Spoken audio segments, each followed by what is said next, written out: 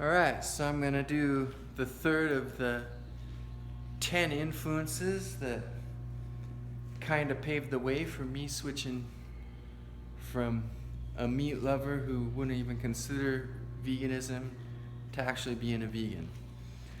So, when I was a little kid, like 9 years old, I was watching the Olympics and Carl Lewis got like 4 medals or something that year, like 4 gold medals. He like won the 100-meter dash, the 200-meter dash. His team won the 4 by 100-meter relay, and he won the long jump. So, you know, as a little kid, I was a fan. I loved people that could jump far, and I loved people that were really, really fast. And he won the long jump, the 100, and the 200. So obviously he fit the bill. And then the next year, I know he won the gold at least in the 100-meter dash and the long jump again.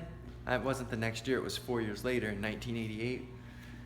And then he won the gold medal again in the long jump in 92, and then won it again in the long jump in 96. So that's 4 Olympics. I think he ended up getting like 9 gold medals in the Olympics overall. So that was pretty cool. So yeah, he was somebody I already knew about. And I don't know how I came across this information, but I heard that he had the most consistent super far long jumps of anyone in history. Like, you know, the 2 best like recorded meet long jumps were both kind of flukes. Like the guy who set the world record, the 29 foot 4.5, that wasn't much of a fluke. He was really, really good. Like, he had a lot of really good long jumps over 27 feet. But the other guy who set the long jump a long time ago before that, with 29 foot 2.5 inches, his was a fluke. He had a bit of a tailwind. All his other jumps, I think, were under 27 feet or just around there. So this was like over 2 feet of his normal ability. Whereas I think this other guy was really good. Like, I think he's even broken 28 feet quite a few times. So it wasn't as much of a fluke. He really was good, but it was still significantly above all his other jumps. Whereas Carl Lewis, he was always kind of in that 28-10 range, like between like 28.5 to 29 feet, like consistently. Like, he did it a lot. He's the only other guy besides these 2 that have held the record that broke the 29-foot barrier.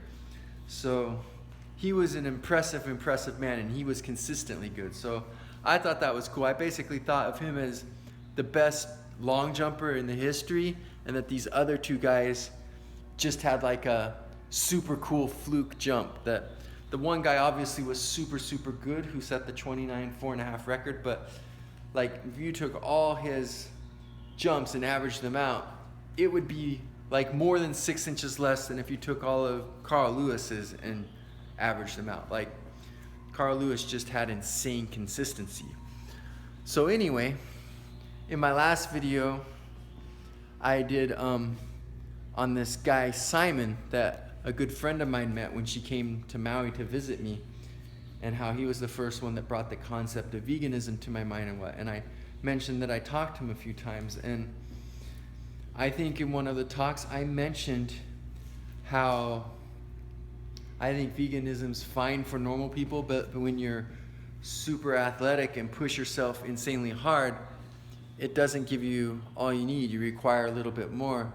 And he brought up Carl Lewis's name, and I instantly recognized it. He was like one of my heroes. I loved how fast he was. I loved how far he could jump. So it's like automatic respect. It boggled my mind again. It's just like when I found out that Bill Pearl was a vegetarian. I'm like, Carl Lewis was a vegan? How on earth?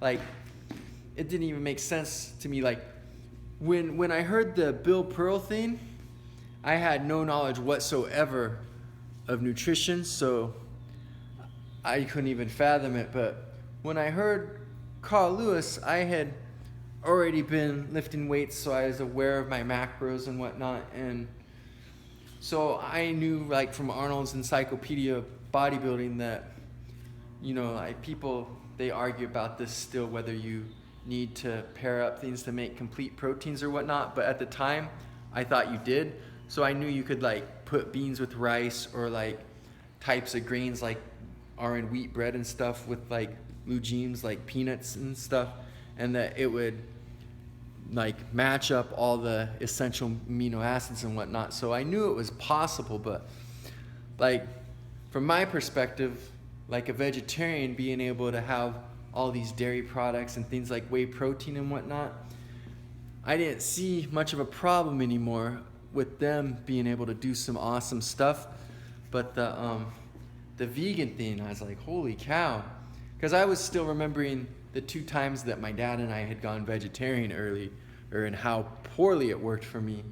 And I knew that being an Olympic athlete, you would need a lot of calories for all that energy and power and explosiveness. So I was like, how on earth did Carl Lewis do it? So that was the third little thing. I mean, it was still part of 2 if you want to be technical about it, because it was that Simon guy who told me. But if I had just met Simon and learned about veganism stuff, it wouldn't have made the same impact on me as it did when he mentioned Carl Lewis's name. So I consider Carl Lewis the 3rd big influence in my change from everyday normal diet to being a vegan.